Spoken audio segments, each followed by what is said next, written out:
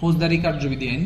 ফৌজদারি কার্যবিধি আইন আমরা 4 ধারায় পড়ছি হচ্ছে সংজ্ঞা, 6 ধারায় পড়ছি আদালতের শ্রেণী বিভাগ, 6 এর পরে আমরা পড়ছি হচ্ছে কত 9 পড়ছি দায়রা আদালত, হ্যাঁ 11তে পড়ছি হচ্ছে আমরা 10 পড়ছি নির্বাহী ম্যাজিস্ট্রেট, 11তে পড়ছি জুডিশিয়াল ম্যাজিস্ট্রেট, 12তে আমরা পড়ছি ফৌজদারি কার্যবিধি আইনের। 12 ধারায় আমরা কি পড়ছি, 12 ধারায় আমরা পড়ছি হচ্ছে ওই যে স্পেশাল এক্সিকিউটিভ ম্যাজিস্ট্রেট। তারপরে আমরা পড়ছি ফৌজদারি কার্যবিধি আইনের, 12 পরে পড়ছি আমরা 18তে মেট্রোপলিটন ম্যাজিস্ট্রেট নিয়োগ, হ্যাঁ তারপরে 22-এ পড়ছি মফস্বল এলাকার জন্য ম্যাজিস্ট্রেট নিয়োগ, এ পদাধিক 22-এ বলছি হচ্ছে মফস্বল এলাকার জন্য জাস্টিস অফ দ্য পিস, আর আমরা 25-এ বলছি পদাধিকার বলে জাস্টিস অফ দ্য পিস। তারপরে আমরা পড়ছি হচ্ছে 28-এ বলছি দণ্ডবিধির অধীনে বিচার। তারপরে আমরা পড়ছি কত, তারপরে আমরা পড়ছি হচ্ছে ফৌজদারি কার্যবিধি আইনের এই যে এটার কি বলে 31 পরে দায়রা আদালতকে কি দণ্ড দিবে, 31-এর পরে আমরা পড়ছি ফৌজদারি কার্যবিধি আইনের 32 ম্যাজিস্ট্রেটগণকে কি দণ্ড দিবে, 35-এর কত বলছি হাজতবাস যদি থাকে এইরূপ আসামি যদি দণ্ডিত হয় সেক্ষেত্রে তার হাজতবাসের দিনগুলো হচ্ছে বাদ যাবে। এইটা পর্যন্ত আমরা পড়ছি হচ্ছে 35 ক। এরপরে আমরা 42 থেকে আমরা 45-এ পড়ছি হচ্ছে 42 থেকে 45-এ পড়ছি অধ্যায় 4, হ্যাঁ সেখানে কি করবে, সেখানে জনসাধারণ মূলত ম্যাজিস্ট্রেট এবং পুলিশ অফিসারকে সাহায্য দান সংক্রান্তে বলা আছে এবং অন্য গ্রেপ্তারকারী ব্যক্তিকে সাহায্য দান সংক্রান্তে বলা আছে। এটা কততে বলা আছে, এটাতে বলা আছে ভাই 42 থেকে এই যে আপনার 45-এ, হ্যাঁ। তারপরে বলছে 42-এ বলছে যে জনসাধারণ কি করবে, জনসাধারণ আপনার ওই যে ম্যাজিস্ট্রেট এবং পুলিশকে যুক্তিসঙ্গত কারণে যদি সাহায্য চায় তখন এই ব্যক্তিকে কি দিবে, সাহায্য দিবে। এটাই বলছে আপনার 42-এ, হ্যাঁ। 43-এ বলছে জনসাধারণ ব্যতীত যদি অপর কোনো জনসাধারণ যদি সাহায্য চায় তাকে সাহায্য করবে, এটা বলছে 43-এর পরে বলছে আপনার 44-এ বলছে কি জনসাধারণ কতিপয় অপরাধ সম্পর্কে সংবাদ দিব, বলছে 44 পরে বলছে কত আপনার 44-এর পরে বলছে আপনার ওই যে 45-এ বলছে কতিপয় ব্যক্তি কতিপয় অপরাধ সম্পর্কে সংবাদ দিবে। 45-এর পরে আপনার কথা বলছে ভাই 45-এর পরে বলছে ফৌজদারি কার্যবিধি আইনের 46 থেকে 67 কি বলছে, বলছে গ্রেপ্তার, পলায়ন এবং পুনরায় গ্রেপ্তার। এইখানে 46-এ বলছে গ্রেপ্তারের ফৌজদারি কার্যবিধি আইন নিয়ে আলোচনা হচ্ছে ভাই।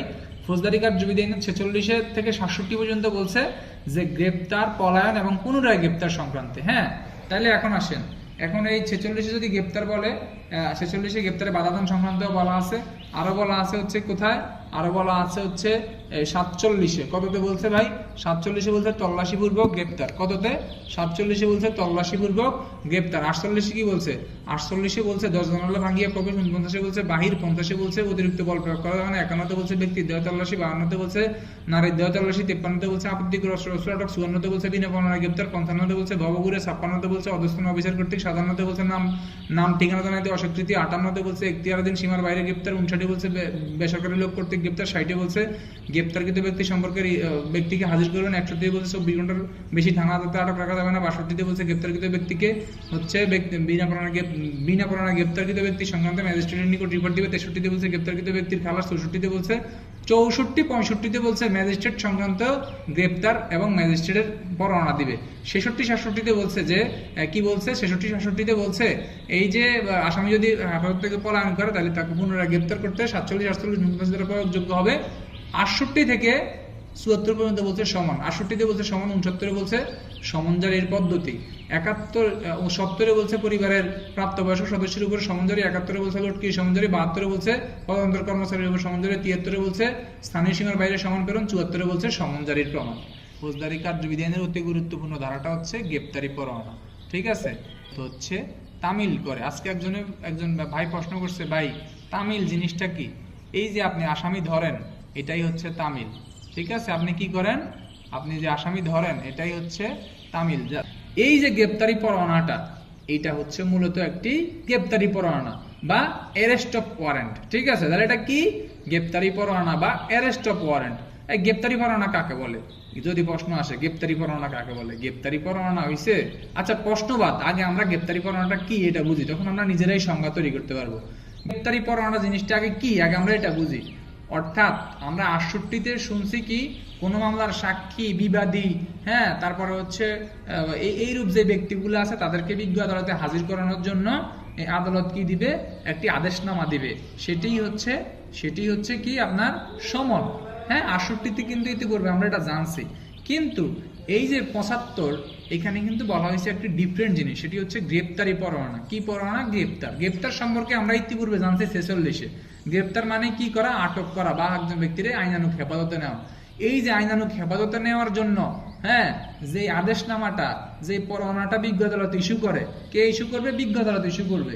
হ্যাঁ, সেটাই হচ্ছে গ্রেপ্তারি পরোয়ানা। তাহলে এখানে কিছু প্রসিডিউর মেনটেন করে ইস্যু করতে হয়। তাহলে প্রসিডিউর গুলা কি? প্রথমত হচ্ছে হ্যাঁ আসামির যে আদালতে হাজির করবে ওই আদালতের নাম ঠিকানা থাকবে, যেই আসামিকে হাজির করবে ওই আসামির নাম ঠিকানা থাকবে। হ্যাঁ, যে আসামিকে হাজির করবে ওই আসামির কোন মামলায় হাজির করবে ওই মামলা নম্বর থাকবে। যে আদালতের প্রিজাইডিং অফিসার তাকে হাজির করবে ওই আদালতের প্রিজাইডিং অফিসারের স্বাক্ষর থাকবে বা ম্যাজিস্ট্রেট কর্তৃক স্বাক্ষরিত বা সিলমোহর থাকবে। হ্যাঁ, এই ধরনের এত কিছু থাকার পরে আদালত যেই আদেশনামাটা, যে পরোয়ানাটা ইস্যু করে তাকেই হচ্ছে গ্রেপ্তারি পরোয়ানা বলে। সেটাই হচ্ছে কি? সেটাই হচ্ছে গ্রেপ্তারি পরোয়ানা।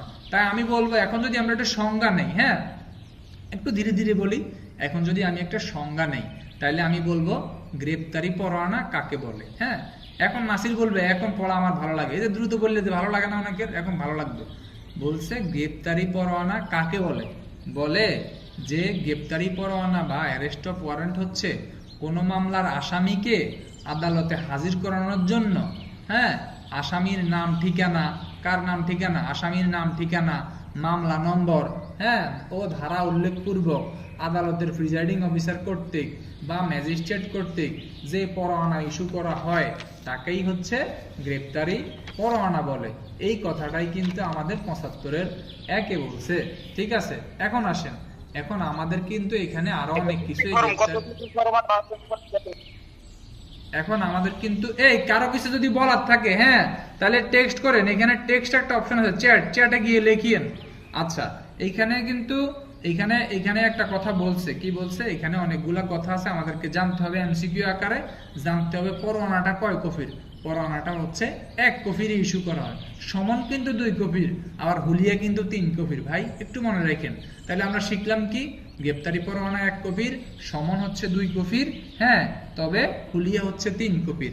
এইখানে গ্রেপ্তারি পরোয়ানাটা হচ্ছে ১ কপির, সমন হচ্ছে ২ কপির। আচ্ছা, আমি ক্লাস শেষে এটা পাঠাই দিব। হুলিয়া হচ্ছে 3 কপির। আচ্ছা, এখন আরো বলছে পরোয়ানা জারি করা হয় কার বিরুদ্ধে? পরোয়ানাটা জারি করা হয় মূলত আসামির বিরুদ্ধে। ঠিক আছে, এখানে আরো বলছে কি যে পরোয়ানাটা হচ্ছে পরোয়ানা মূলত ১০ প্রকারের। পরোয়ানা কি?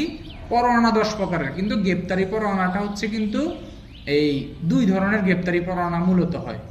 মূলত মামলা অনুসারে পরোয়ানাটা হচ্ছে 2 প্রকারের। একটা হচ্ছে সিআর মামলা বা কমপ্লেন্ট রেজিস্টার মামলা, আর হচ্ছে জিআর মামলা বা জেনারেল রেজিস্টার মামলা, অথবা কমপ্লেন্ট রেজিস্টার মামলা বা জেনারেল রেজিস্টার মামলা, আর হচ্ছে সিআর মামলা।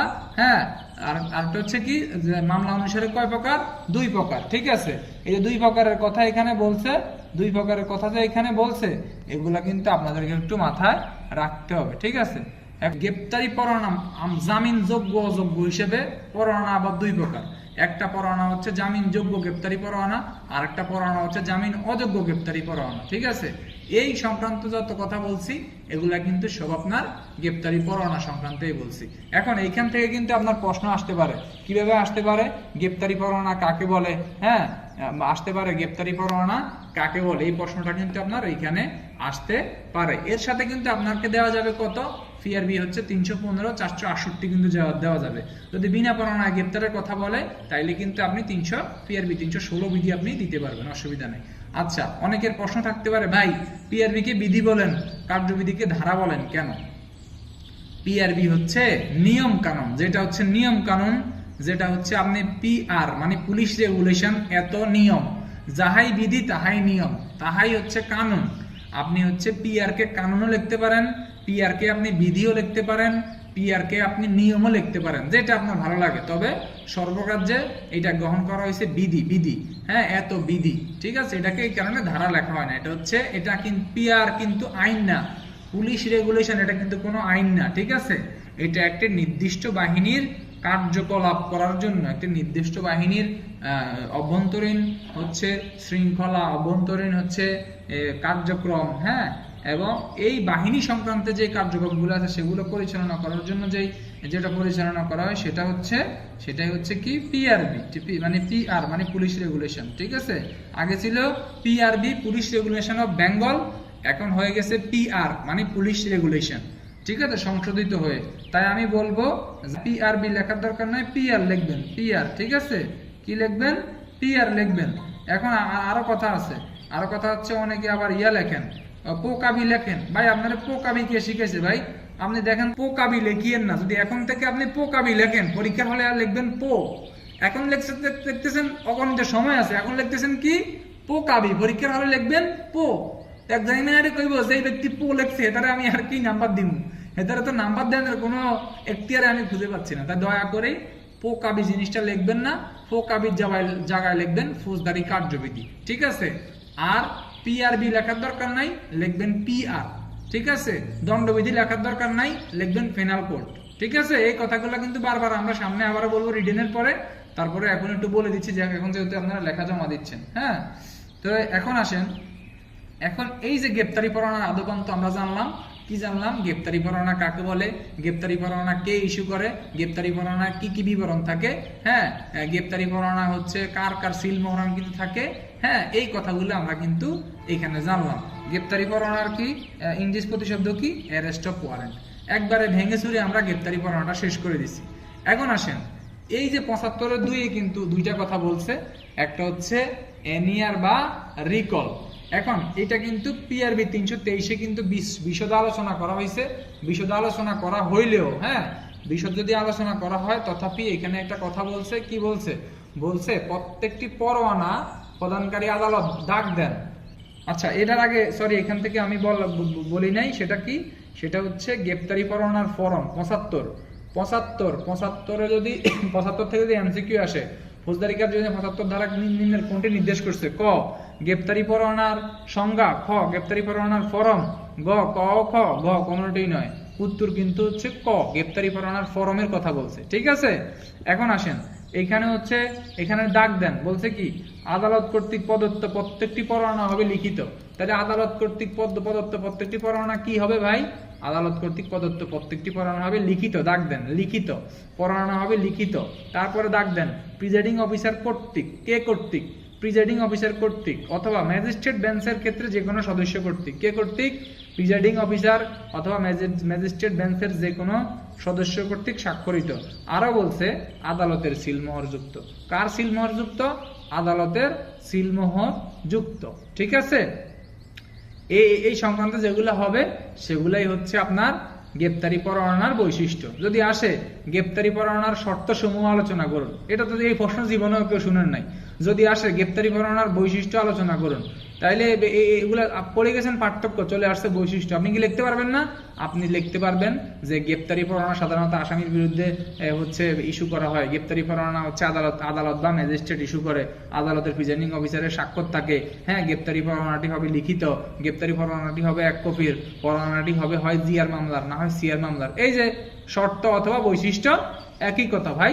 এখন আসেন, এখন এইখানে আপনার এই হচ্ছে ফৌজদারি কার্যবিধির 75-1। 75-2 যান, 75-2 বলছে যে গ্রেপ্তারি পরোয়ানা বলবৎ থাকা। গ্রেপ্তারি পরোয়ানা কিভাবে বলবৎ থাকবে, গ্রেপ্তারি পরোয়ানা বলবৎ থাকে হচ্ছে যে কিভাবে থাকে, হচ্ছে আপনার এই যতক্ষণ পর্যন্ত এটা হচ্ছে তামিল না হবে ততক্ষণ পর্যন্ত, হ্যাঁ, ততক্ষণ পর্যন্ত এটা হচ্ছে বলবৎ থাকবে, বুঝছেন কিভাবে থাকবে। অর্থাৎ একটা কোর্ট থেকে থানায় গ্রেপ্তারি পরোয়ানাটা পাঠাইছে, এখন এই পরোয়ানাটা তামিল না হওয়া পর্যন্ত, কি না হওয়া পর্যন্ত, তামিল না হওয়া পর্যন্ত এটা কিন্তু বলবৎ থাকবে, অথবা কার্যকর না হওয়া পর্যন্ত। তামিল কি, তামিল হচ্ছে মানে আসামিকে ধরে বিজ্ঞ আদালতে সোপর্দ করলে ওই পরোয়ানাটা তার সাথে চলে যায়, পরোয়ানাটা থানা থেকে খারিজ হয়ে যায়। নতুবা আপনার এই পরোয়ানাটা কিন্তু তামিল না হওয়া পর্যন্ত বা কার্যকর না হওয়া পর্যন্ত এটা কিন্তু চলতেই থাকে। এই কথাটাই কিন্তু এখানে বলছে, ঠিক আছে। এখন আসেন, এখন এনিয়ার কি ভাই, এনিয়ার হচ্ছে নন এক্সিকিউশন রিপোর্ট। এখন নন এক্সিকিউশন রিপোর্ট কি ভাই, নন এক্সিকিউশন রিপোর্ট হচ্ছে NER মানে নন এক্সিকিউশন রিপোর্ট। অর্থাৎ এই যে আপনার এই গ্রেপ্তারি পরোয়ানাটা দিয়ে দেওয়া হয়েছে, হ্যাঁ, আপনি কি আপনি হচ্ছেন মনে করেন এসআই রবিউল, আপনারে ওসি বললো কি এসআই রবিউল আপনি হচ্ছে গ্রেপ্তারি পরোয়ানাটা তামিল করুন। এখন আপনি কি করলেন, গ্রেপ্তারি পরোয়ানাটা পাওয়া মাত্রই আপনি আর দেরি করেন নাই, আপনি দ্রুত গতিতে জসিম নামে একজন ব্যক্তির নামে পরোয়ানা আসছে, জসিমের বাড়িতে গেলেন, যাইয়া দেখলেন কি জসিম হচ্ছে একবারে বৃদ্ধ, জীর্ণ শীর্ণ, মানে তাকে আনতে গেলে পথে মারা যাইতে পারে, অথবা জসিম হচ্ছে শিশু, অথবা জসিম হচ্ছে এই যে আপনার হচ্ছে কি বলে এতটাই অসুস্থ মনা, প্যারালাইজড একজন ব্যক্তি, অথবা জসিম আপনার ওই যে মারা গেছে, যদি দেখেন এগুলা, অথবা জসিম হচ্ছে মানসিক বিকারগ্রস্ত, যদি এই সকল জিনিস যদি আপনি দেখেন, এই ধরনের বিবরণ উল্লেখ পূর্বক আপনি কি করবেন, আপনি বলবেন যে মহামান্য আদালত, আমি হচ্ছে গ্রেপ্তারি পরোয়ানায় আদিষ্ট হয়ে আমি পরোয়ানাটি তামিল করার জন্য সংশ্লিষ্ট ঠিকানায় যাই, গিয়ে জানতে পারি যে আসামি ইতিপূর্বে মারা গেছে, অথবা আসামি হচ্ছে অতি বৃদ্ধ, অথবা আসামি হচ্ছে অসুস্থ মনা, অথবা প্যারালাইজ রোগী, হ্যাঁ থাকায় হ্যাঁ আমি হচ্ছে উক্ত পরোয়ানাটি তামিল করা গেল না, এবং হচ্ছে এই তামিল করা গেল না, মানে বিজ্ঞ আদালতে একটি প্রতিবেদন দাখিল করিলাম। এই যে প্রতিবেদনটা আপনি দাখিল করছেন, এটার বিধি পরোয়ানা হচ্ছে 35 এবং পুলিশ প্রবিধান হচ্ছে 323। হ্যাঁ, পিআরবি মানে পুলিশ প্রবিধান হচ্ছে পিআরবি মানে পুলিশ রেগুলেশন হচ্ছে কত আপনার 323।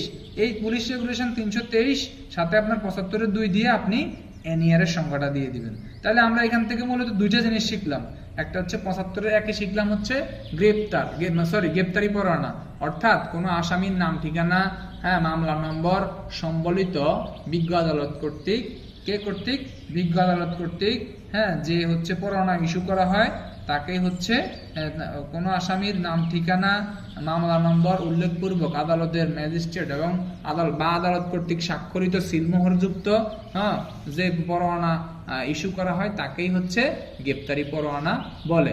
হ্যাঁ, 75-1 পিআরবি 315 আপনি দিতে পারবেন।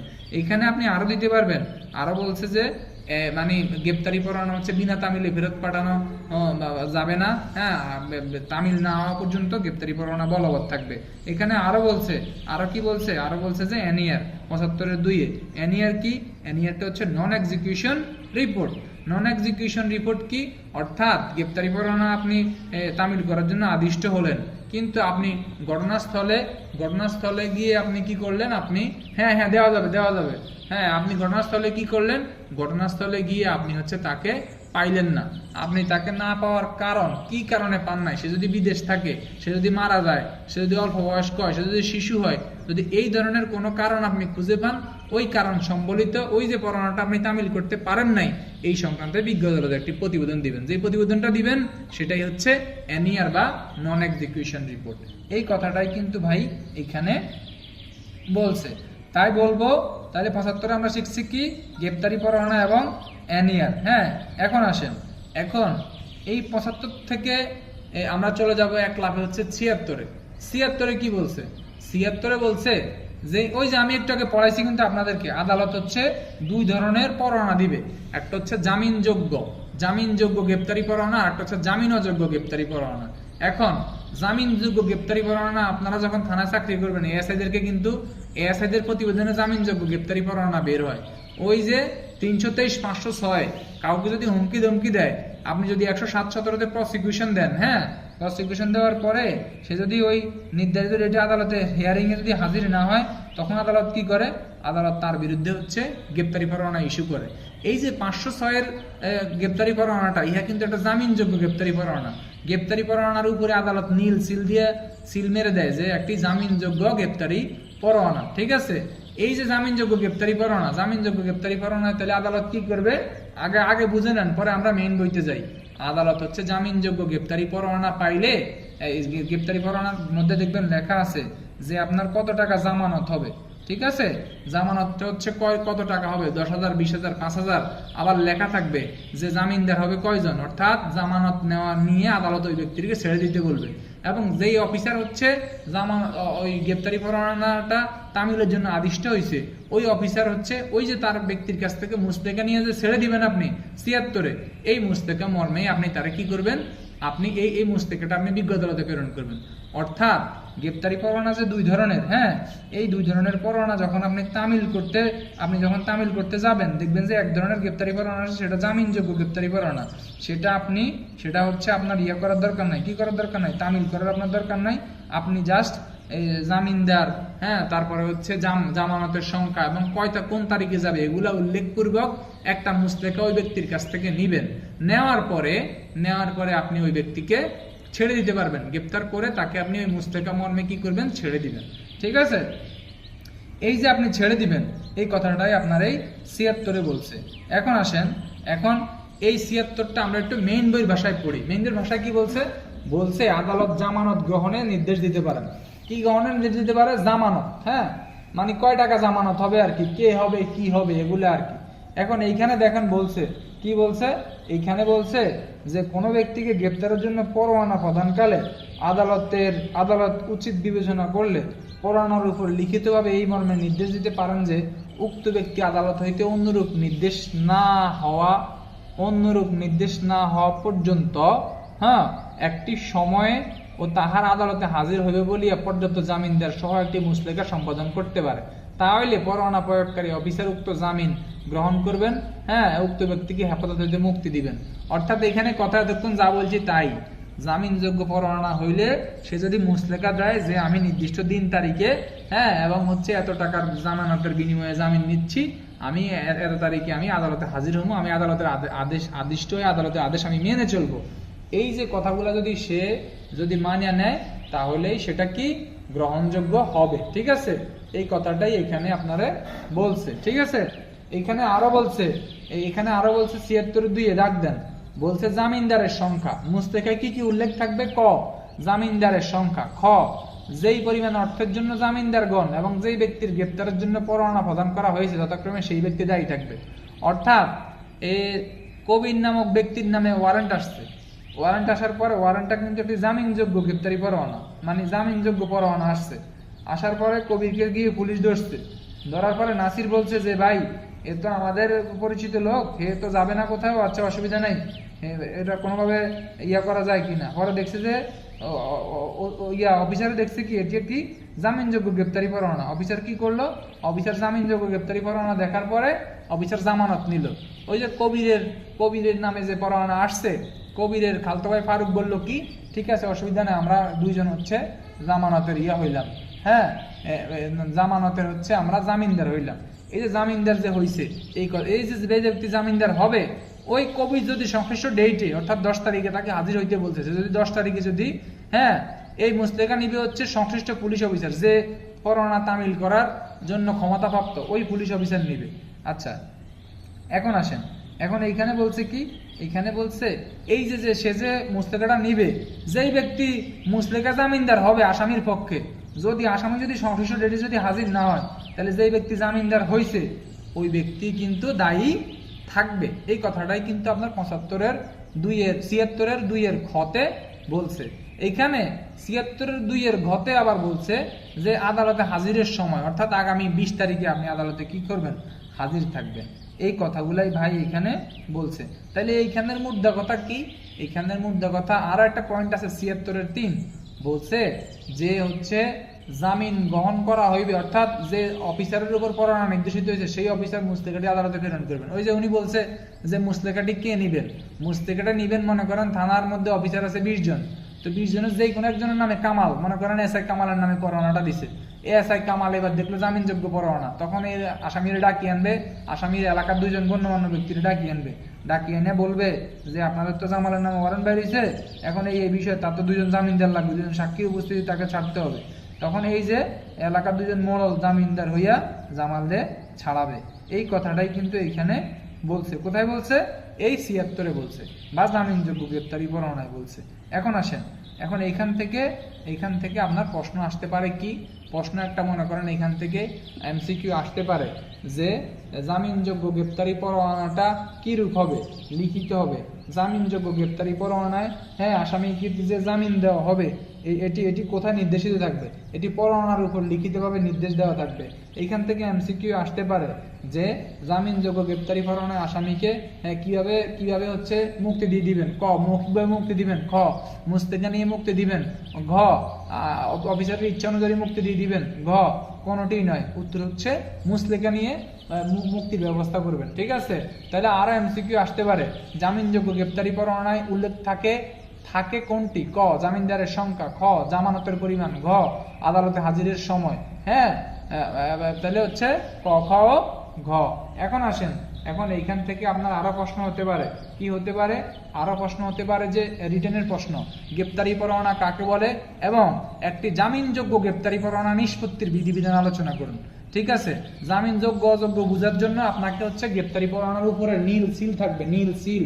হ্যাঁ, নীল সিল যেরকম থাকে আপনার ওই যে আপনার হচ্ছে যেরকম আমাদের সরকারি কাগজে আমরা ছুটির আবেদন দিলে যেরকম লেখা থাকে অগ্রগামী করা হলো, একটা নীল সিল মারে না, ফ্ল্যাটের মধ্যে নীল কালি দিয়ে মারে, এরকম কিন্তু গ্রেপ্তারি পরোয়ানার উপরে কিন্তু আপনার লিখে দিবে, বিজ্ঞ আদালত হচ্ছে একটা সিল মেরে দিবে, লেখাই থাকবে জামিনযোগ্য গ্রেপ্তারি পরোয়ানা। ঠিক আছে, এই হচ্ছে জামিনযোগ্য গ্রেপ্তারি পরোয়ানার আদপান্ত এবং গ্রেপ্তারি পরোয়ানা। তাইলে হ্যাঁ ঠিক আছে, হ্যাঁ যে অফিসার সেই অফিসারে। হ্যাঁ, এখন আসেন, এখন এইখান থেকে আমাদের প্রশ্ন আসতে পারে কি ভাই, আমরা তো খালি বক বক করলে হবে না, প্রশ্ন শিখতে হবে।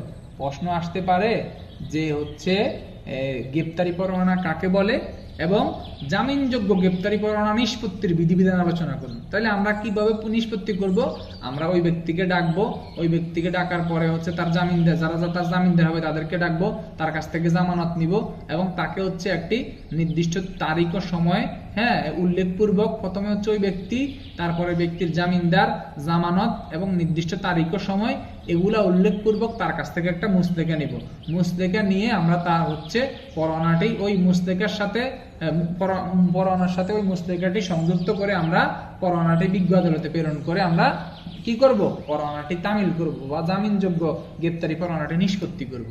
এইখান থেকে আমাদের প্রশ্ন এইভাবেই আসতে পারে। এইখান থেকে আরো প্রশ্ন আসতে পারে, গ্রেপ্তারি পরোয়ানা কাকে বলে এবং একটি জামিনযোগ্য গ্রেপ্তারি পরোয়ানা হচ্ছে কিভাবে নিষ্পত্তি করা হয় বা নিষ্পত্তির বিধিবিধান।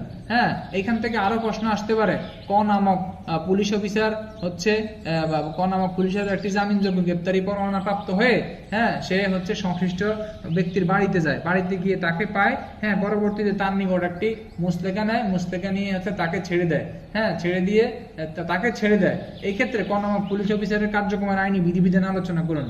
হ্যাঁ, বা হচ্ছে ক নামক পুলিশ অফিসারের কার্যক্রম আইন সিদ্ধ কিনা। তাহলে আপনার যদি ৭৬ ধারা জানা থাকে, আপনি লিখবেন যে ক নামক পুলিশ অফিসার যেহেতু খ নামক ওয়ারেন্টভুক্ত আসামির বাড়িতে যায় এবং সে যে দেখতে পারে যে ওই হচ্ছে পরোয়ানাটি একটি জামিনযোগ্য গ্রেপ্তারি পরোয়ানা, সেই হেতু হচ্ছে সে কি করবে, সে তার নিকট যেহেতু মুসলেখা নিয়ে তাকে ছেড়ে দিয়েছে, তাহলে ক নামক পুলিশ অফিসারের কার্যক্রমটি হচ্ছে আইনানুগভাবে বৈধ হিসেবে গণ্য হবে।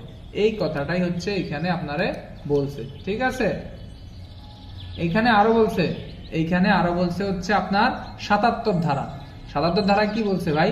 ৭৭ ধারায় বলছে আপনার পরোয়ানাটা থানার যে অফিসার ইনচার্জ থাকবে, ওই অফিসার ইনচার্জ সহ এক বা একাধিক পুলিশ অফিসারের উপর নির্দেশিত হবে। হ্যাঁ, তবে এখানে একটা এমসিকিউ নিচে ডাক দেন, মেট্রোপলিটন এলাকা হইলে কে হইলে বলছে মেট্রোপলিটন এলাকা হইলে, কোন এলাকা হইলে ভাই? মেট্রোপলিটন ম্যাজিস্ট্রেট কর্তৃক প্রদত্ত। কে কর্তৃক প্রদত্ত? মেট্রোপলিটন এলাকা ম্যাজিস্ট্রেট কর্তৃক প্রদত্ত হইলে সর্বদাই তদ্রূপ নির্দেশিত হবে। সর্বদাই তদ্রূপ নির্দেশিত হবে, এত কঠিন কথা আপনারা বুঝবেন না, আপনাদেরকে সহজ ভাষায় বলি। গ্রেপ্তারি পরোয়ানা সাধারণত সবসময় পুলিশ তামিল করবে, সাধারণত। এখন আসেন অসাধারণত কি? অসাধারণত হচ্ছে এই আইনটা যেহেতু একটি মানে হচ্ছে মানদাত্তার আমলের আইন, সেই হেতু ওই সময়ে গ্রেপ্তারি পরোয়ানা অনেকাংশে পুলিশ তামিল করতে না পারলেও, হ্যাঁ যে সংশ্লিষ্ট জমিদার যারা ছিল, যারা জমির মালিক ছিল, যারা জমির ম্যানেজার ছিল, এই সকল ব্যক্তি দ্বারাও কিন্তু গ্রেপ্তারি পরোয়ানাটা তামিল করা হইতো, যাহা ৭৮ ধারায় বলা আছে। তাই এই ৭৮ ধারার অংশস্বরূপ এখানেই বলে দিছে যে গ্রেপ্তারি পরোয়ানা কিন্তু হ্যাঁ পুলিশ অফিসার বা এক বা একাধিক ব্যক্তি দ্বারাও কিন্তু আদালত চাইলে তামিল করতে পারে। এখানে আরো বলছে যদি এই ধরনের যদি মেট্রোতে হয়, যেমন আমি চট্টগ্রাম মেট্রোপলিটন পুলিশে আছি, যদি গ্রেপ্তারি পরোয়ানা যদি চট্টগ্রাম মেট্রোপলিটন কর্তৃক হয় অথবা বাংলাদেশের যে ৮টা মেট্রো আছে, এই 8টা মেট্রো যদি যে কোনো একটা মেট্রো থেকে যদি হয়, তাহলে আপনার এই ধরনের পরোয়ানা আপনার জনগণ দ্বারা তামিল করা যাবে না। তাহলে জনগণ দ্বারা পরোয়ানা তামিল করতে হইলে ওটা কিন্তু আপনার জেলা এলাকা হইতে হবে। ঠিক আছে, মেট্রো এলাকায় কিন্তু পরোয়ানা জনসাধারণ দিয়ে তামিল করা যাবে না। এই কথাটাই কিন্তু একটু মেইন বই ধরেন, বলছে পরোয়ানা সাধারণত এক বা একাধিক পুলিশ অফিসারের উপর নির্দেশিত হয়। তাহলে কি হয়? এক বা একাধিক পুলিশ অফিসারের উপরে, যে পরোয়ানা একজনের উপরেও দিতে পারে, পরোয়ানা একাধিক পুলিশ অফিসারের নামেও এন্ডোর্স করতে পারে বা একাধিক পুলিশ অফিসারের নামেও প্রেরণ করতে পারে। হ্যাঁ, এখন আরো বলছে, দেখেন বলছে মেট্রোপলিটন এলাকায় হইলে পুলিশ দ্বারাই হবে। তারপরে বলছে অবিলম্বে কার্যকরী করার প্রয়োজন হলে, মনে করেন খুব দ্রুত পরোয়ানাটা তামিল করা প্রয়োজন, কিন্তু পুলিশ নেই, কিন্তু প্রয়োজনীয় সংখ্যক পুলিশ পাচ্ছে না, তখন কি করবে? তখন এক বা একাধিক ব্যক্তি দ্বারা কিন্তু পরোয়ানাটা তামিল করা যাবে। দেখেন লেখা আছে এক বা একাধিক ব্যক্তির উপর উহা নির্দেশিত করতে পারেন। যখন এক বা একাধিক ব্যক্তির উপর নির্দেশিত হবে তখন তারা কি করবে? তখন তারা এটা তামিল করবে। এই কথাটাই পরের লাইনে লেখা আছে। সংক্ষেপে পড়েন যে পরোয়ানাটা এক বা একাধিক পুলিশ অফিসার বা এক বা একাধিক ব্যক্তি কর্তৃক কি করা যাবে? তামিল করা যাবে। একবারে সিম্পল কথা। আর ৭৭-২ বলছে ওই যেটা বলছে সেটাই, এদের মধ্যে যেই কোনো একজন যদি একাধিক ব্যক্তির উপরে যদি পরোয়ানাটা ইয়া করা হয়, নির্দেশিত করা হয় বা পরোয়ানার দায় দেওয়া হয়, তাইলে একাধিক ব্যক্তি থেকে যেই কোনো একজনে এটা কি করতে পারবে? তামিল করতে পারবে। এই কথাটাই কিন্তু আপনার ৭৭-২ বলছে। এখানে আর আপনার বুঝার কিছু নাই, এখানে জাস্ট আপনি সিম্পল মনে রাখেন। এইখান থেকে রিটেনের প্রশ্ন হয় না, রিটেনের প্রশ্ন হচ্ছে ৭৫-৭৬ থেকে। হ্যাঁ, এইখান থেকে প্রশ্ন হয় কিভাবে ভাই?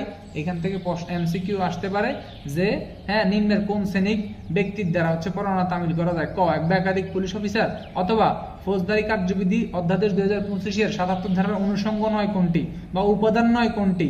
ক, এক বা একাধিক ব্যক্তি কর্তৃক পরোয়ানা তামিল। খ, এক বা একাধিক পুলিশ অফিসার কর্তৃক পরোয়ানা তামিল। ঘ, এক বা একাধিক কারারক্ষী কর্তৃক পরোয়ানা তামিল। হ্যাঁ, ঘ হচ্ছে ক খ, উত্তর কিন্তু ক খ। ঠিক আছে, তাহলে আপনাকে কিন্তু এই ধারার এই মূল জানলে কিন্তু আপনি এখানে উত্তরটা করতে পারবেন ভাই। এইখানে আপনার আরো বলছে, দেখেন কোথায় বলছে আপনার, এই যে বলছে হচ্ছে ৭৮-এ বলছে এই যে কোন শ্রেণীর ব্যক্তিগুলো, এখানে কিন্তু মানে ওয়ান কাইন্ড অফ ব্যক্তিগুলোরে ডিফাইন করে দিছে। দেখেন বলছে জমির মালিক প্রভৃতি ব্যক্তির নিকট পরোয়ানা প্রেরণ করা যাইতে পারে। তাহলে কাদের প্রতি পরোয়ানা প্রেরণ করবেন আপনি? জমির মালিক। তাহলে কে নির্দেশ করবে? প্রথম শ্রেণীর ম্যাজিস্ট্রেট নির্দেশ করবে। কোন ধরনের ব্যক্তিকে গ্রেপ্তার করার জন্য বলবে পলাতক আসামি, ঘোষিত অপরাধী, হ্যাঁ, অথবা জামিনের অযোগ্য অপরাধে অভিযুক্ত, অথবা গ্রেপ্তার থেকে পলাতক, আইনি হেফাজত থেকে যে ব্যক্তি পলায়ন করছে, হ্যাঁ, অথবা গ্রেপ্তার থেকে পলাতক আছে, এরকম তাকে গ্রেপ্তারের জন্য স্থানীয় এলাকার মধ্যে কোনো জমির মালিক, কৃষক বা জমির ম্যানেজারের উপর পরোয়ানা নির্দেশ করতে পারে। অর্থাৎ এইখানে যেই ৪ শ্রেণীর আসামির কথা বলা আছে, হ্যাঁ, ৪ শ্রেণীর যে আসামির কথা বলা আছে, এদেরকে কিন্তু হচ্ছে হ্যাঁ লিখিতভাবে হচ্ছে পরোয়ানাটা যখন জমির মালিক বা ম্যানেজার এরা যখন পাবে, এরা তখন কিন্তু সেটার একটা প্রাপ্তি স্বীকার তারা আবার দিবে। ঠিক আছে, অর্থাৎ কি বলছে এই যে ৭৮ ধারায় পরোয়ানাটা দিবে, কে দিবে? এটা দিবে প্রথম শ্রেণীর ম্যাজিস্ট্রেট।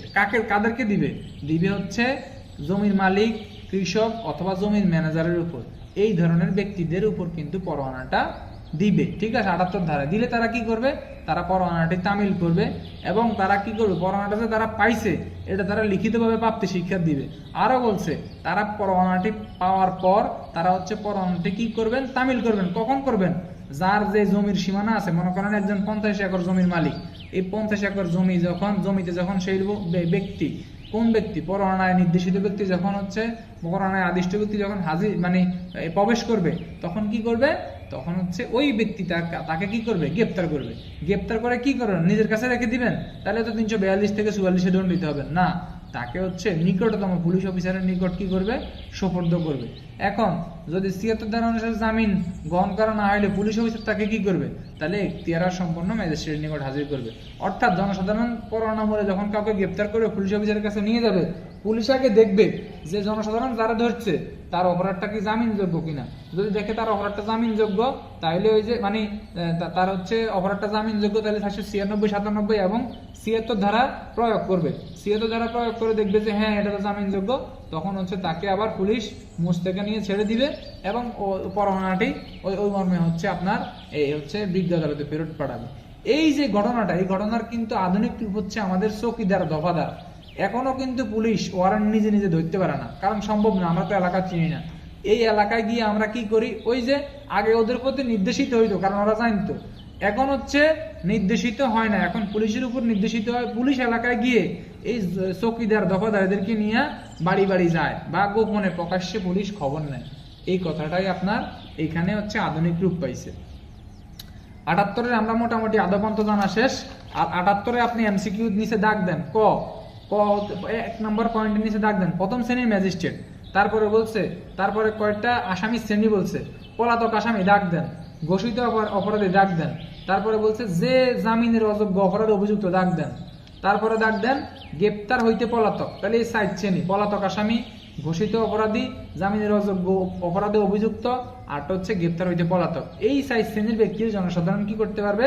গ্রেপ্তার করতে পারবে। এটাই কিন্তু আমাদের এইখানে বলছে, কততে বলছে? 78-এ বলছে। এরপরে দাগ দেন এমসিকিউ, কে কি করতে পারবে? ক জমির মালিক দাগ দেন, খ কৃষক দাগ দেন, গ জমির ম্যানেজার দাগ দেন।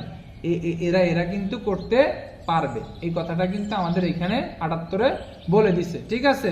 তাইলে এখানে এমসিকিউ আরো দাগ দেন 2 নম্বর পয়েন্ট। 2 নম্বর পয়েন্টে বলছে এরূপ ব্যক্তি হচ্ছে লিখিতভাবে পরোয়ানার প্রাপ্তি স্বীকার করবেন। কিভাবে করবেন? লিখিতভাবে পরোয়ানার প্রাপ্তিটা স্বীকার করবেন, ঠিক আছে? এখন এইখানে আরো বলছে, কোথায় বলছে? এইখানে বলছে, এইখানে আরো বলছে, দেখেন 3 নম্বর পয়েন্টে। 3 নম্বর পয়েন্টে বলা আছে যে যার বিরুদ্ধে এরূপ পরোয়ানা দেওয়া হয়েছে সে গ্রেপ্তার হলে পরোয়ানা সহ তাকে কি কোথায় নেবে? দাগ দেন নিকটতম পুলিশ অফিসারের নিকট সমর্পণ করতে হইব।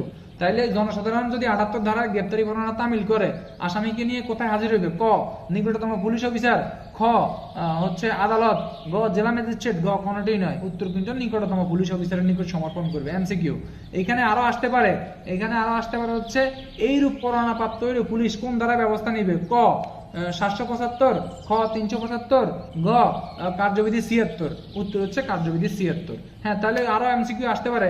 শেষের এমসিকিউ নিচে দাগ দেন যে এইরূপ পরোয়ানা বলে আসামি জনসাধারণ কর্তৃক গ্রেপ্তারকৃত ব্যক্তিকে পুলিশ অফিসারের নিকট হাজির করলে পুলিশ অফিসার ওই ব্যক্তিকে 76 ধারা যদি জামানতের ব্যবস্থা না থাকে পুলিশ অফিসার কি করবেন? সঙ্গে সঙ্গে হচ্ছে এখতিয়ার সম্পন্ন ম্যাজিস্ট্রেটের নিকট হাজির করবেন। এমসিকিউ দাগ দেন পুলিশ অফিসার কি করবে? এখতিয়ার সম্পন্ন ম্যাজিস্ট্রেটের নিকট আপনার হাজির করবে। এই কথাটাই কিন্তু বলছে কততে? 78-এ বলছে। এই যে 79 ধারা, 79 ধারায় বলছে কি বলছে ভাই? বলছে আপনি যেরকম 56 ধারায় কি করতে পারবেন?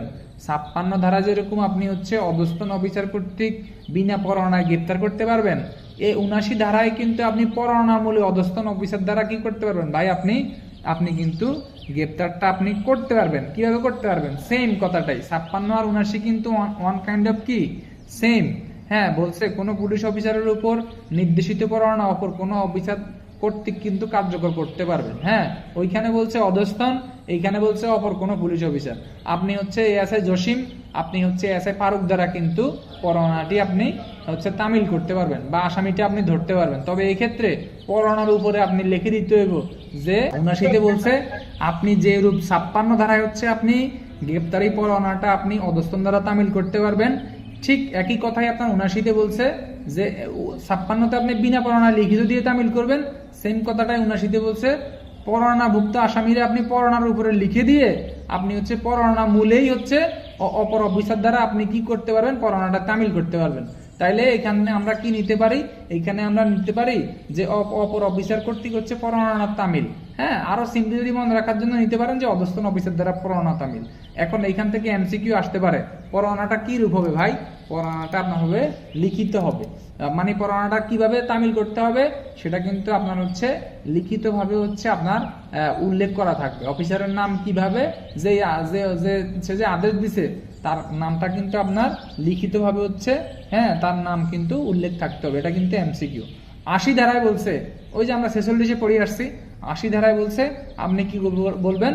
পরোয়ানার সারমর্মটা আপনি কি বলবেন? জানাবেন। এটা কিন্তু 80-তে বলছে। অর্থাৎ আপনি কি করবেন? মনে করেন আপনি হচ্ছেন ফয়সাল, এএসআই ফয়সাল, আপনি পরোয়ানাটি তামিল করতে গেছেন, মানে আসামি ধরতে গেছেন, যাহাই তামিল তাহাই ধরা। আপনি ধরতে গেলেন, ধরতে গিয়ে আপনি আসামি বললো যে আপনি কে? বললেন আমি ফয়সাল। আপনি কোন ফয়সাল? আমি পুলিশের উপপরিদর্শক ফয়সাল। হ্যাঁ, আমি পুলিশের। এখন এখানে বলছে আপনি হচ্ছে পরোয়ানাটা তামিল করতে গেছেন। হ্যাঁ, তামিল করতে যাওয়ার পরে আপনাকে বলছে কি, আপনার বলছে আপনি কে? বললো আমি পুলিশের উপ সহকারী উপপরিদর্শক। হ্যাঁ, আমি সহকারী উপপরিদর্শক ফয়সাল।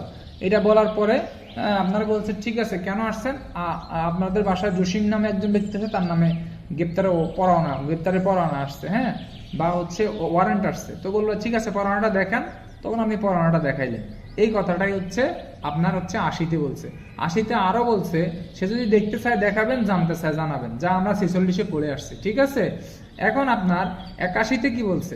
81-তে বলছে ওই যে আপনি 61-তে পড়ে আসছেন ইতিপূর্বে, যে আপনার এই যে গ্রেপ্তারকৃত ব্যক্তিকে 24 ঘন্টার মধ্যে কি করবেন? বিজ্ঞ আদালতে হাজির করবেন। আর 81-তে বলছে পরোয়ানামূল্যে কাউকে গ্রেপ্তার করার পর আপনি কিন্তু অনতি বিলম্বে, এখানে অনতি বিলম্বে বলল আইন কিন্তু ডিফাইন করে দিছে 61-তে যে কোনো অবস্থায় একজন ব্যক্তিকে 24 ঘন্টার বেশি থানা হাজতে রাখা যাবে না। তাহলে 79-তে পড়ছে কি? অধস্তন অফিসার দ্বারা আমরা চাইলে কি করতে পারবো? পরোয়ানাটা তামিল করতে পারবো, বা অপর অফিসার দ্বারা পরোয়ানাটা তামিল করতে পারবো। 80-তে আমরা পড়ছি আমরা তামিল করতে গেলে গ্রেপ্তারি পরোয়ানা যার উপরে তামিল করবো, তা সে যদি দেখতে চায় দেখাবো, শুনতে চাইলে পরে শোনাবো। হ্যাঁ, আচ্ছা। এরপরে 81-তে আমরা পড়ছি কি? গ্রেপ্তারকৃত ব্যক্তিকে অনতি বিলম্বে আমরা বিজ্ঞ আদালতে কি করব? হাজির করব। এই কথাটাই আমাদের এখানে বলছে 81-তে। তাহলে 82-তে কি বলছে? 82-তে বলছে এই যে পরোয়ানা মূল্যে আমরা আসামি কি করব? বাংলাদেশের যে কোনো জায়গায় কিন্তু আমরা গ্রেপ্তার করতে পারবো, যা আমাদের 58 ধারায় আমরা ইতিপূর্বে পড়ছি। বিনা পরোয়ানায় একজন ব্যক্তিকে গ্রেপ্তার দাওয়া করতে করতে করতে করতে বাংলাদেশের যে কোনো জায়গায় গিয়ে গ্রেপ্তার করতে পারবো। সেম কথাটাই হচ্ছে 82-তে ভাই, পরোয়ানা মূলে কাগজ মূলে আপনি কি করলেন? আপনি হচ্ছে তাকে বাংলাদেশের যে কোনো জায়গায় গিয়ে আপনি গ্রেপ্তার করতে পারবেন, ঠিক আছে। এই কথাটাই হচ্ছে আপনার 82-তে বলছে, ঠিক আছে। তাহলে আমাদের গেল কত? 85 গেল, গেল আমাদের কত? 82। এই যে 73-এ আমরা পড়ছি স্থানীয় সীমার বাইরে পরোয়ানা প্রেরণ, এটা কিন্তু আদালতের কাজ। সেই ওয়েতে 83টাও কিন্তু আদালতেরই কাজ। আদালত তাইলে এই ইয়াতে বলছে 73-এ বলছে স্থানীয় সীমার বাইরে যদি সমনে আদিষ্ট ব্যক্তি ঠিকানা যদি স্থানীয় সীমার বাইরে হয়, তখন এই আদালতের ম্যাজিস্ট্রেট ওই আদালতের ম্যাজিস্ট্রেট বরাবর প্রেরণ করবে, ঠিক আছে। আর হচ্ছে আপনার ইয়াতে বলছে কত? ওই যে 83-তে বলছে যে স্থানীয় সীমার বাইরে যদি মনে করেন ফয়সাল নামক একজন ব্যক্তি, হ্যাঁ, সে একটি হচ্ছে কি করলো? সে এক জায়গায় হচ্ছে দস্যুতা করলো। আচ্ছা, দস্যুতা বুঝবে না, ডাকাতি করলো। সে যদি ডাকাতি করে এক জায়গায়, হ্যাঁ, বা ছিনতাই করলো, সে ছিনতাই করছে ঢাকায়, কথা বুঝছেন, সে ঢাকা গুলিস্তানে ছিনতাই করছে। এখন তার নামে যে মামলাটা হয়েছে সেটা কিন্তু ঢাকা যে গুলিস্তান আছে এইখানে কিন্তু তার নামে কি হয়েছে? মামলাটা হয়েছে। কিন্তু ঢাকার কোর্টে মামলা হইলেও ব্যক্তি কিন্তু বাড়ি হচ্ছে ব্রাহ্মণবাড়িয়া, ঠিক আছে। এখন কি করবে আদালত? আদালত ঢাকার কোর্টে যখন মামলাটা চলবে, ফয়সালের ওয়ারেন্টটা কোথায় পাঠাবে ভাই? ব্রাহ্মণবাড়িয়াতে পাঠাই দিবে। এই কথাটাই আপনার হচ্ছে এইখানে বলছে। কোথায় বলছে? 83-তে বলছে। অর্থাৎ যখন দেখবে যে স্থানীয় সীমার বাইরে পরোয়ানা মানে আদিষ্ট ব্যক্তি, তখন হচ্ছে স্থানীয় সীমার বাইরে যদি মেট্রো এলাকা হয় পুলিশ কমিশনার, যদি জেলা হয় পুলিশ সুপার, আর যদি হচ্ছে জেলা হইলে পুলিশ সুপার, আর হচ্ছে নির্বাহী ম্যাজিস্ট্রেট, অথবা হচ্ছে আপনার এই যে পুলিশ কমিশনার। এই তিনজনের, এই জেলা হইলে নির্বাহী ম্যাজিস্ট্রেট অথবা পুলিশ সুপার অথবা হচ্ছে পুলিশ কমিশনারের কাছে কি পাঠাবে। হ্যাঁ, কিভাবে পাঠাবে ভাই? ডাকযোগে পাঠাবে। তাহলে এখানে স্থানীয় সীমার বাইরে পরোয়ানা প্রেরণ করতে হলে কয় শ্রেণীর ব্যক্তির নিকট পাঠাবে? 3 শ্রেণীর ব্যক্তির নিকট পাঠাবে। ডাক দেন, এই যে 1 2 3 নম্বর লাইনের প্রথমে ডাক দেন নির্বাহী ম্যাজিস্ট্রেট, তারপরে ডাক দেন পুলিশ সুপার, তারপরে ডাক দেন পুলিশ কমিশনার। কয় শ্রেণীর ব্যক্তির নিকট পাঠাবে? 3 শ্রেণীর ব্যক্তির নিকট, নির্বাহী magistrate, police super, police commissioner. ডাক দিয়ে এটা মুখস্থ রাখেন। তারপরে বলছে পরের লাইনে দেখেন যে তাহার নিকট লেখা আছে ডাকযোগে অথবা অন্য কোনো উপায়। তাহলে পরোয়ানাটা কিভাবে প্রেরণ করবে? ডাকযোগে প্রেরণ করবে অথবা অন্য কোনো উপায়ে প্রেরণ করবে, ঠিক আছে। এরপরে এখানে লেখছে কি? এখানে লেখছে যে ম্যাজিস্ট্রেট বা জেলা পুলিশ সুপার অথবা পুলিশ কমিশনার, হ্যাঁ, উক্ত রূপে পরোয়ানা প্রাপ্ত হইবেন, তিনি উহার উপর নিজের নাম সই করবেন। তাহলে কে সই করবেন? যেই ম্যাজিস্ট্রেট প্রাপ্ত হইবেন সে সই করবেন, ঠিক আছে। এই কথাটাই হচ্ছে এখানে বলছে। এখানে আরো বলছে সম্ভব হইলে ইতিপূর্বে বর্ণিত উপায়ে নিজের ব্যক্তিগত সীমা রাখার মধ্যে উহা, অর্থাৎ যে মনে করেন একটা ভাঙ্গে চুরে বুঝে ভাই, নাহলে বুঝবেন না। সেটা কি? বিষয়টা হচ্ছে মনে করেন ফয়সাল নামক একজন ব্যক্তির নামে ওয়ারেন্ট হয়েছে, কিন্তু ফয়সাল নামক ব্যক্তির বাড়ি হচ্ছে কোথায়? ফয়সাল নামক ব্যক্তির বাড়ি হচ্ছে ব্রাহ্মণবাড়িয়া। কিন্তু ফয়সাল নামক ব্যক্তি যখন মামলাটা হয়েছে তখন সে ছিল হচ্ছে ঢাকায়। কোথায় ছিল? ঢাকায় ছিল। এখন মামলাটা হওয়ার পরে, মামলাটা যখন ওয়ারেন্ট হয়ে গেছে, এখন তো সে আর ঢাকায় নাই। মনে করেন তার আদি নিবাস স্থায়ী ঠিকানা হচ্ছে কোথায়? আপনার ওই যে ব্রাহ্মণবাড়িয়া। তখন মামলাটা হওয়ার সময় সে ঢাকায় ভাড়া থাকতো, এখন ব্রাহ্মণবাড়িয়া চলে গেছে। তখন ঢাকার আদালতের ম্যাজিস্ট্রেট কি করবে? আদালত কি করবে? এই ওয়ারেন্টটা ব্রাহ্মণবাড়িয়ার যে পুলিশ সুপার থাকবে ওই পুলিশ সুপার বরাবর পাঠাবে। ওই পুলিশ সুপারের কার্যক্রম কি হবে তখন আমরা একটু সামনে জানতে পারবো। আপাতত জানি পুলিশ সুপার হচ্ছে ইয়াটা প্রাপ্ত হবে, এই যে ওয়ারেন্টটা প্রাপ্ত হইলে ওটার উপরে তিনি সই করবে, মানে ওই যে বুঝে নেয় যে যেটারে আর কি বলে উনি ওটা বুঝে নিবে। এই কথাটাই হচ্ছে আপনার এখানে 83-তে বলছে। 84-তে কি বলছে? 84-তে বলছে এই যে এখতিয়ারের বাইরে কার্যকর করার জন্য পুলিশ অফিসারের নিকট পরোয়ানা প্রেরণ। এই যে আপনি যে পরোয়ানাটা প্রেরণ করছেন এখন তার কার্যক্রমটা কি দেখেন।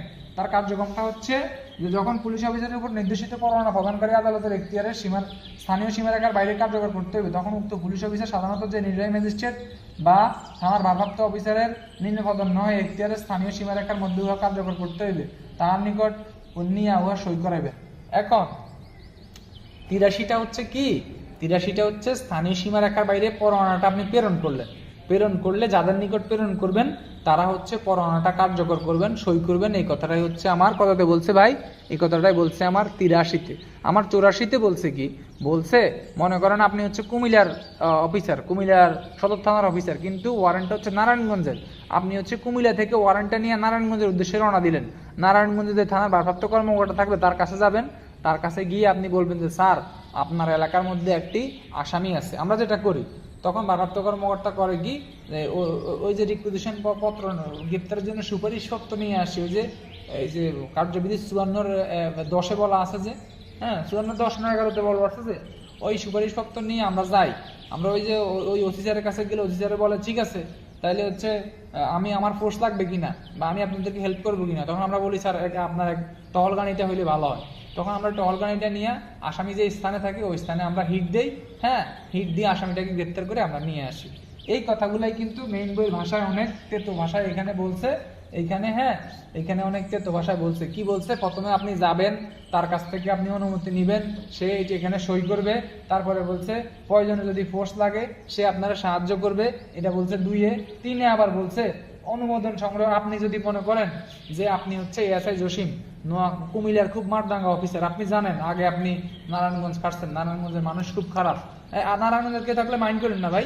এখন আপনি জানেন যে নারায়ণগঞ্জে যদি আমি হচ্ছে থানার ওসির কাছে যাই আগে, তাইলে আমার কি হইতে পারে, তাইলে আমার হচ্ছে পরোয়ানাটা হচ্ছে যার প্রতি আদিষ্ট হয়েছে, যার প্রতি হচ্ছে পরোয়ানাটা আদিষ্ট হয়েছে এটা কিন্তু জেনেও যাইতে পারে। এই ধরনের যদি কোনো হচ্ছে ইয়া থাকে তাইলে আপনি কি করবেন, আপনি হচ্ছে সরাসরি ওসির কাছে যাওয়ার দরকার নাই, আপনি সরাসরি আপনি আসামিটা ধরে ফেলবেন। আসামিটা ধরার পরে আপনি ওসি স্যারের কাছে আসবেন, এসে বলবেন স্যার এই মামলার এই বিষয়ে আমরা আসামিটা ধরছি। তখন ওসি স্যার জিডিতে একটা নোট দিয়ে দিবে, আপনি ওই নোট মূলে আসামি নিয়ে আপনার থানার উদ্দেশ্যে রওনা দিবেন।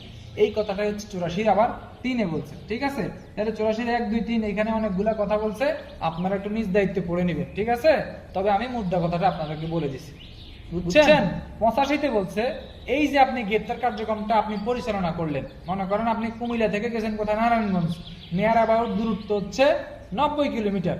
যদি এখানে আইনে বলে দিছে 20 মাইল, কত 85-র ভিতরে দেখবেন তৃতীয় লাইনে বলা আছে 20 মাইল, 20 মাইলের নিচে দাগ দেন। যদি আপনি গ্রেপ্তার কার্যক্রমটা কুমিল্লা থেকে গিয়ে নারায়ণগঞ্জে করলেন, এখন আপনার এই যে এখতিয়ারাধীন এলাকা ওইখান থেকে হচ্ছে 20 মাইল দূরে, আপনি কি করলেন, আপনি সাথে সাথে হচ্ছে এই যে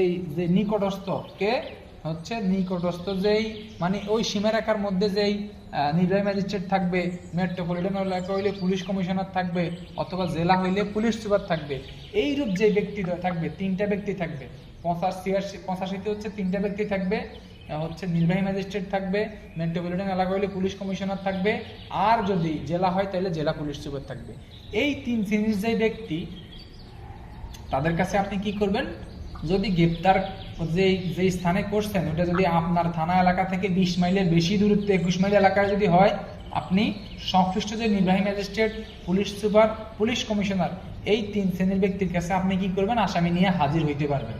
এই কথাটাই আমার কি বলছে ভাই, এই কথাটাই আমার হচ্ছে 85-তে বলছে। আরো বলছে এই 3 শ্রেণীর ব্যক্তি কি আসামি নিয়ে বসে থাকবে না, এই 3 শ্রেণীর ব্যক্তি দেখবে যে পুলিশ যে আসামিটা নিয়ে হাজির হয়েছে সে কি 76 ধারা কি জামিনযোগ্য পরোয়ানা কিনা। যদি দেখে যে জামিনযোগ্য পরোয়ানা, তখন কি করবে, জামিনযোগ্য পরোয়ানা দেখলে তারা তার জামিনের ব্যবস্থা করে তাকে ছেড়ে দেওয়ার প্রয়োজনীয় ব্যবস্থা করবে। এখন আসেন এই 3 শ্রেণীর ব্যক্তির আরো কিছু কাজ আছে। কি কাজ আছে? আরো কাজ আছে 86 ধারায়, বলছে এই যে কারো কোনো প্রশ্ন থাকলে রাপ করেন, আমি একটু পরে প্রশ্ন নিব। বলছে এই 3 শ্রেণীর ব্যক্তি তারা কি করবে, তারা হচ্ছে আপনার ওই যে প্রথমত হচ্ছে যেই আদালত থেকে মনে করেন কুমিল্লা থেকে আপনি কি করলেন, নারায়ণগঞ্জে গিয়ে গ্রেপ্তারটা করলেন, গ্রেপ্তার করার পরে আপনি ওই ওই এলাকার নির্বাহী ম্যাজিস্ট্রেট, পুলিশ সুপার বা পুলিশ কমিশনার হইলে পুলিশ কমিশনার, ওই ওই ব্যক্তির নিকট আপনি হাজির হইলেন।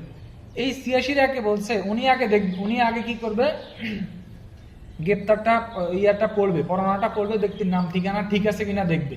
দেখার পর যদি দেখে না ঠিক আছে, তখন তিনি কি করবে, পরোয়ানা সহকারে এই আসামিরে এই যেই কুমিল্লার যে আদালত, ওই আদালতে প্রেরণের ব্যবস্থা করবে। এটা হচ্ছে প্রথমে করবে। এইটার পরে তিনি আর একটা ব্যবস্থা নেবেন, সেটা কি, সেটা দেখবে কার্যবিধির 496-তে অপরাধটা জামিন যোগ্য কিনা। যদি জামিন যোগ্য হয় তাহলে শর্ত সাপেক্ষে তারা জামিনের ব্যবস্থা করবে। আর যদি দেখে 497-তে অপরাধটা জামিন অযোগ্য, তাইলে সে দেখবে শিশু কিনা, নারী কিনা, অতি বৃদ্ধ কিনা। যদি এই ধরনের শ্রেণী বিভাগের মধ্যে পড়ে যায়, তখন হচ্ছে তিনি 497 ধারা অনুসারে জামিনের ব্যবস্থা করে তাকে জামানতের ব্যবস্থা করে দিবে। এই যে কার্যবিধি আমরা এতক্ষণ ধরে ধারাগুলা বক বক বক বক করলাম, এইখানে আপনার 83, 84, 85, 86 এগুলা কিন্তু এত ইম্পর্টেন্ট ইস্যু না, বিভাগীয় পদোন্নতি পরীক্ষা এখান থেকে প্রশ্ন আসে না, ঠিক আছে। 83, 84, 85, 86 থেকে প্রশ্ন আসে না, তবে জানার জন্য জানেন।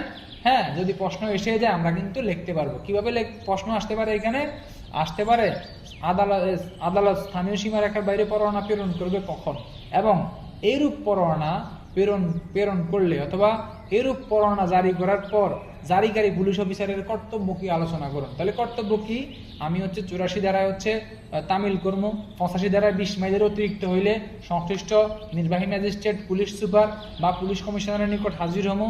86-তে বলছে এই যে হাজির হওয়ার পর সংশ্লিষ্ট ব্যক্তিদ্বয় কি করবে, সংশ্লিষ্ট আদালতে প্রেরণের চেষ্টা করবে। যদি প্রেরণ করতে না পারে তাহলে কি করবে, তাহলে হচ্ছে জামিনযোগ্য কিনা সেটা দেখবে, জামিন অযোগ্য কিনা সেটাও দেখবে, দেখে আসামির জামিনের ব্যবস্থা করবে। এই হচ্ছে আমাদের মূলত কার্যবিধির হচ্ছে কত, 83, 84, 85, 86। এখন আমরা রিপ্রেস দিই।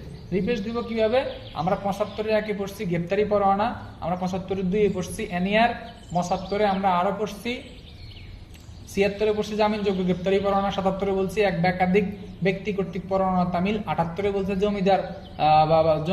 জমিদার কৃষক শ্রেণীর জমির ম্যানেজার এরূপ ব্যক্তি কর্তৃক হচ্ছে পরোয়ানা তামিল, 79-তে বলছে অধস্তন বা সহকারী পুলিশ অফিসার দ্বারা পরোয়ানা তামিল, 80-তে বলছে পরোয়ানা সারমর্ম জানাবেন, 81-তে বলছে পরোয়ানা অনতি বিলম্বে পরোয়ানা যে ব্যক্তি গ্রেপ্তার করবেন তাকে অনতি বিলম্বে আদালতে প্রেরণ করবেন, 82-তে বলছে যে গ্রেপ্তারকৃত ব্যক্তিকে বাংলাদেশের যে কোনো স্থান থেকে গ্রেপ্তার করতে পারবেন, 83-তে বলছে স্থানীয় সীমারেখার বাইরে আদালত প্রেরণ করবে, 84-তে বলছে যে অফিসার হচ্ছে স্থানীয় সীমার বাইরে গিয়ে পরোয়ানাটা কি করতে পারবে, তামিল করতে পারবে, 85-তে বলছে স্থানীয় সীমার 20 মাইলের বেশি হইলে, 85-তে বলছে 20 মাইলের বেশি হইলে হচ্ছে নির্বাহী ম্যাজিস্ট্রেট, পুলিশ সুপার বা পুলিশ কমিশনারের নিকট হাজির করবেন, 86-তে বলছে এইরূপ ব্যক্তির করণীয়, হ্যাঁ, নির্বাহী magistrate, police super, police commissioner ওই আসামি প্রাপ্ত হয়ে কি করবেন তাদের করণীয়, এটা হচ্ছে 86। এখন